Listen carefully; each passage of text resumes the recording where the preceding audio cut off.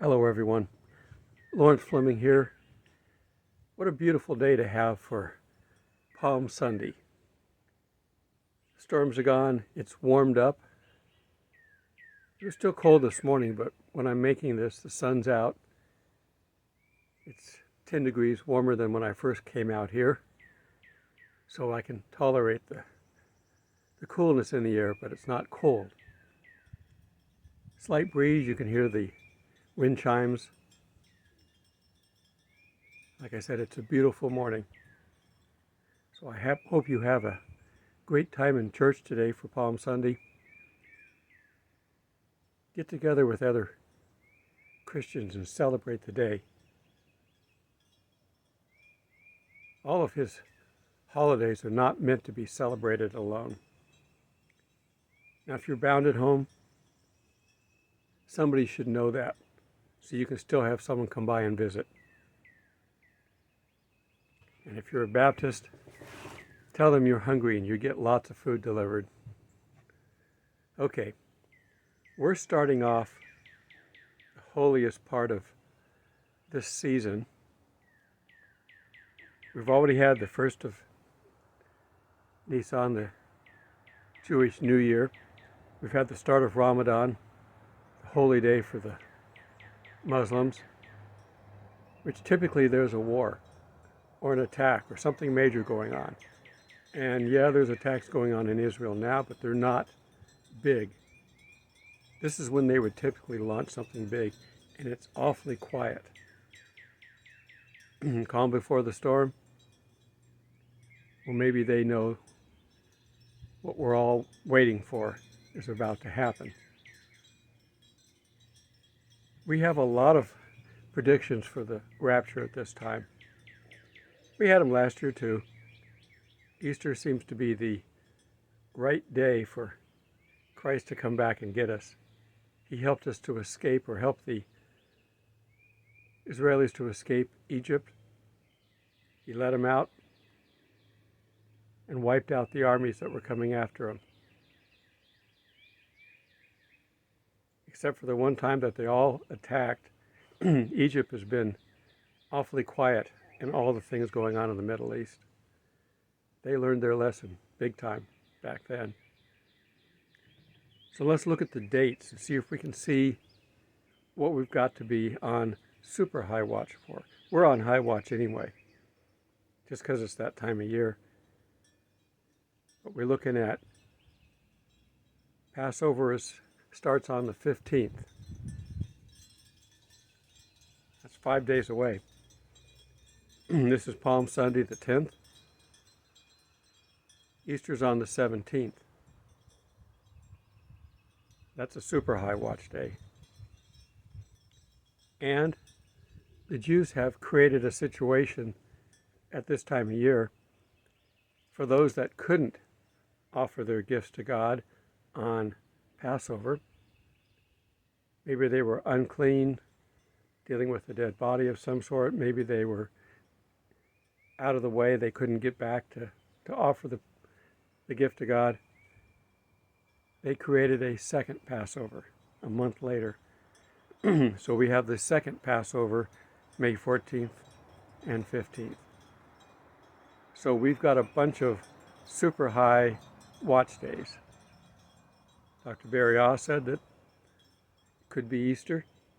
There's other watchers out there looking at Easter.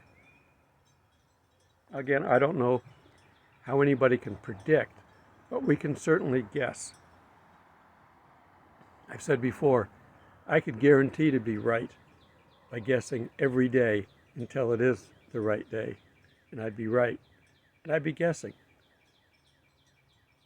They line up with days like Easter. The return seems to line up with trumpets when Christ returns. Looking at Daniel 24 or 9:24, where he gives the days, and I'll read that in a bit. Why do you need to be worried about the date?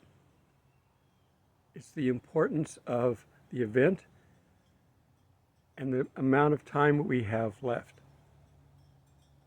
we're talking that, a week or two. If we go to the second Passover, a month, that's not a lot of time to get done what we have to do. We need to be busy. We need to be dropping as much as we can so that we can be doing our work for God. I did want to throw out some numbers here just to see why you should be busy. These are coming off of world and government websites. They're saying that right now, I guess it was maybe 2018, which is pretty close, we have approximately 166,279 deaths per day in the world. Per day. That's a lot of people dying every day. Over 150,000 deaths every day. Now, if we look at what the Christian population is, we're about 31% of the world population. Roughly a third. So if you multiply 166,279 by 31%, you get 51,546 Christians die every day. They're going to see the Lord first, too. Remember that. For anybody who's lost a loved one who's a Christian, they're going to see the Lord first. Now, if you subtract the two, you're going to get 114,733. Now, these are estimates. Let's just say over 100,000 non-Christians are dying every day. They're not going to get into heaven. They're not going to be in the presence of Jesus. We have to get the message out. A lot more people need to know. Maybe we can only take a handful of those, but that's a handful more than what we had if we don't do anything. Talk to people. Talk to your coworkers. Talk to your family if you haven't. Do what you can to get the word out. We're running out of time. There's a movie out, I love sci-fi, When Worlds Collide. They have a calendar up. They have an estimate from the scientists of when the approaching sun and planet are going to hit the Earth. Now, they were off by a little bit, considering the technology back then, the ancient computer that you get to see there, which is nothing more than a fancy adding machine. And they were only a little bit off. They've been that close on many events happening. But we can't predict the rapture. We can't predict Magog. But they seem to be lining up right now. I've said this before. Russia is not fighting all of Ukraine right now. They're only on the eastern side. They're clearing a path to the sea down below. And that has a path to the Mediterranean. And if you go a little bit more to the east, you end up in Syria, where they've got bases. They can launch the Magog War from Syria into the Golan Heights. Russia said it doesn't belong to Israel. They need to give it back. And when they get their bases fully set up, they will move in there. Somebody is going to launch a nuke. They have to.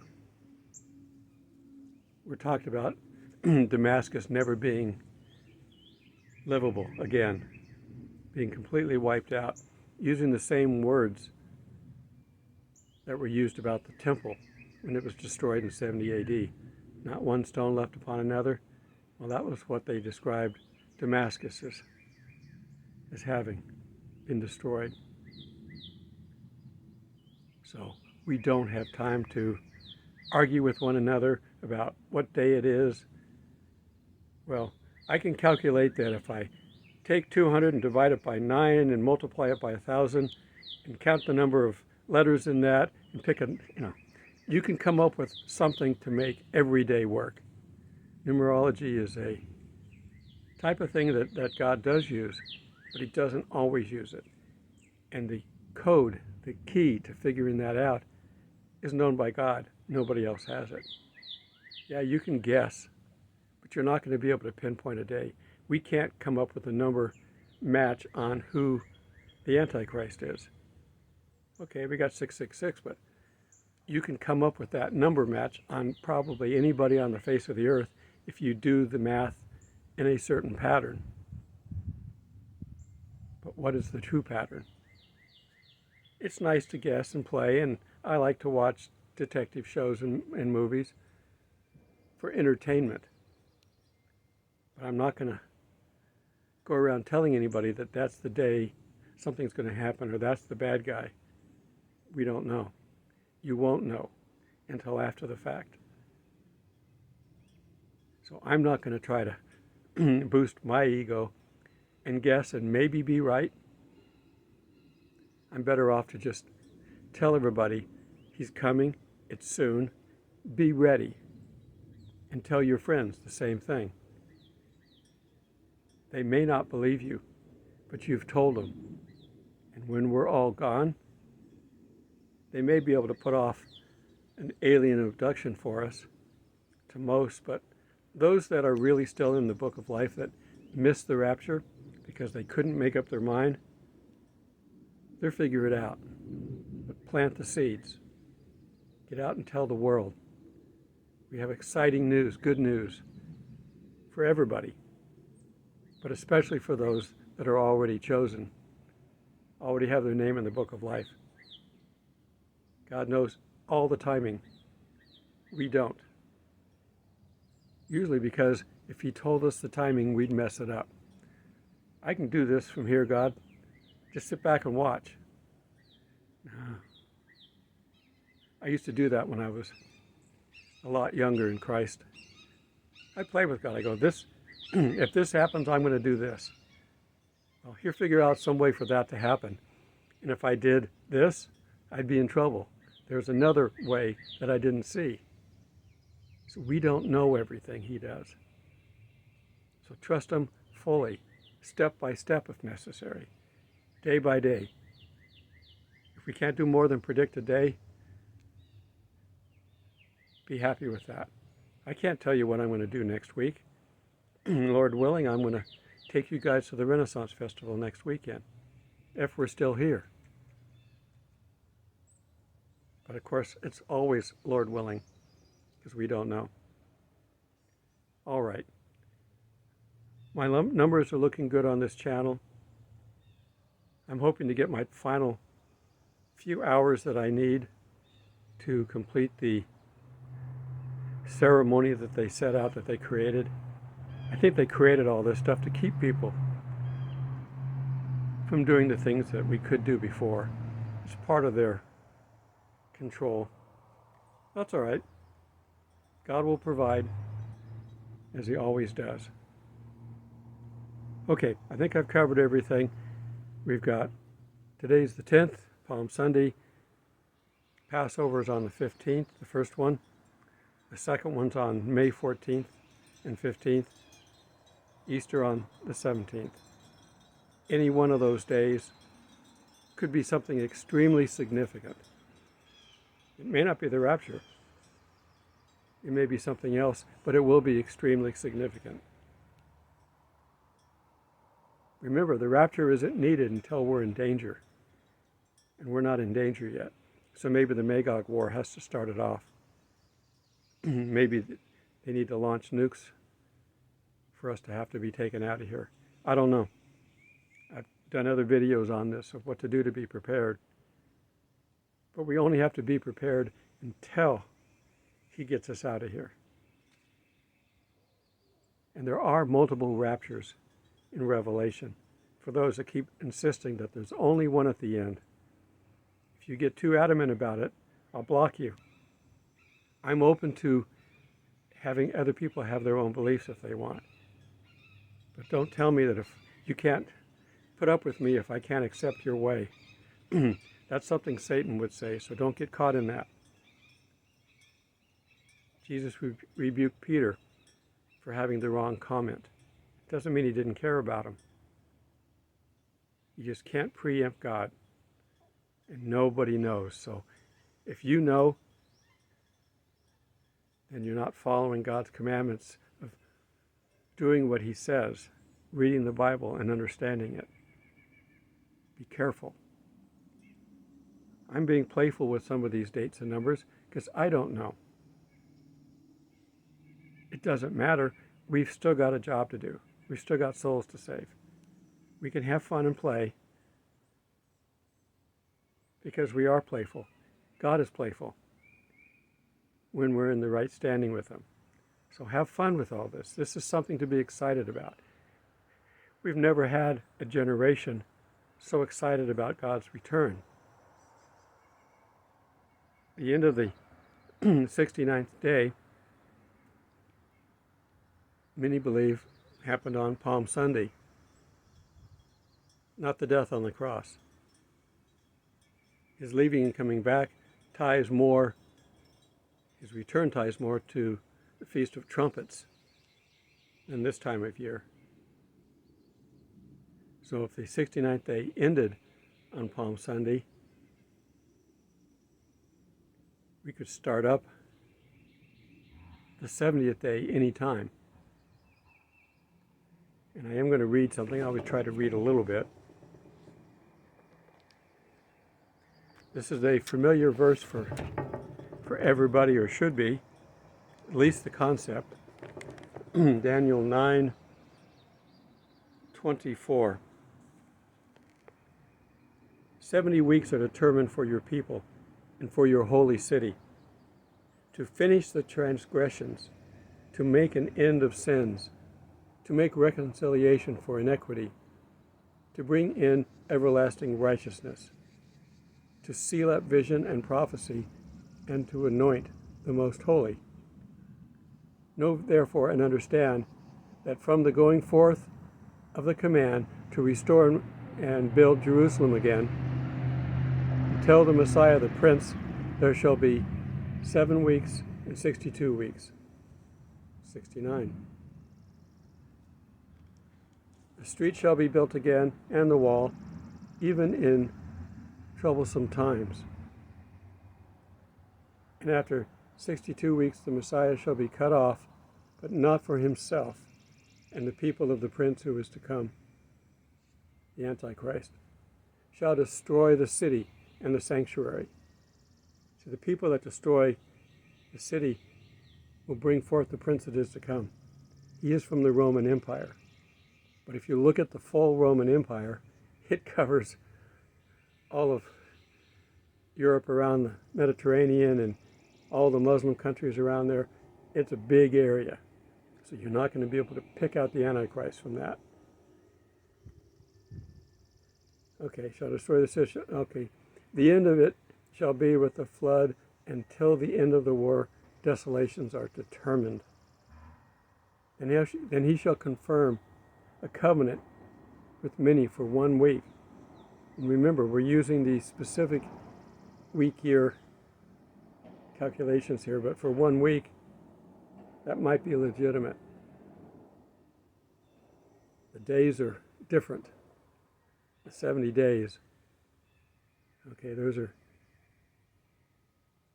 in year type calculations. You have to study this. You can't just read it and walk off. So confirm a covenant, but in the middle of the week he shall bring an end to sacrifice and offering. That's the abomination of desolation. He will say, you don't need to do that anymore. I'm Christ. You don't need to sacrifice and do anything. Well, in order to do that, he's going to have signs and wonders. And we're told he will. Now, we're not going to be here. But tell your friends that are sitting on the fence. Once all this starts, they can't stay on that fence. People out enjoying the day. Motorcycles. Hope they're staying off of my trails. Separate trails for the motorbikes, I hope. And separate trails for the horses. I see them every once in a while when I'm out. All right. We know what we must do, so get busy and do it. Today of all days, Palm Sunday is the day that we should be spending time with fellow Christians. Church was early this morning, but they have multiple services, so it's still going on. And there'll be stuff tonight. There's always something going on. If you're not involved in a church, you should be. And like I said, if you're home alone, you should let somebody at church know, because then you can be visited. If you don't have family coming by, you should at least have someone from church coming by. We want to share the love. All right, enjoy what's left of the day. It's pretty nice out, blue skies. You wouldn't know we just had major storms.